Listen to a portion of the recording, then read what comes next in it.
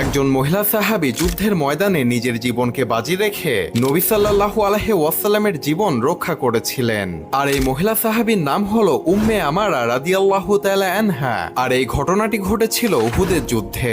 উহুদের যুদ্ধে মুসলমানদের সংখ্যা ছিল 700 জন এবং বিপরীত পক্ষে কুরাইশদের সংখ্যা ছিল 3000 জন। এই যুদ্ধের ময়দানে উম্মে আমারা রাদিয়াল্লাহু তাআলা আনহার মূলত দায়িত্ব ছিল আহত মুসলিম যোদ্ধাদের পানি পান করানোর এবং চিকিৎসার সেবা দেওয়া। কিন্তু যুদ্ধের এক পর্যায়ে তিনি দেখলেন যে নবী সাল্লাল্লাহু আলাইহি ওয়াসাল্লামকে আক্রমণ করতে শত্রুরা ঘিরে ফেলেছে। তখন তিনি নবী সাল্লাল্লাহু আলাইহি ওয়াসাল্লামকে বাঁচানোর জন্য তরবারি ও ঢাল তুলে নিয়ে যুদ্ধের ময়দানে নেমে নবী সাল্লাল্লাহু আলাইহি ওয়াসাল্লামের সামনে গিয়ে দাঁড়ালেন এবং শত্রুদের বিরুদ্ধে যুদ্ধ শুরু করে দিলেন। তিনি একাই অনেকগুলো কাফের যোদ্ধাদেরকে হত্যা করলেন এবং এই যুদ্ধ শেষে তার দেহ ছিল রক্তাক্ত, কিন্তু তিনি গর্বিত ছিলেন যে তিনি নবী সাল্লাল্লাহু আলাইহি ওয়াসাল্লামকে রক্ষা করতে পেরেছিলেন।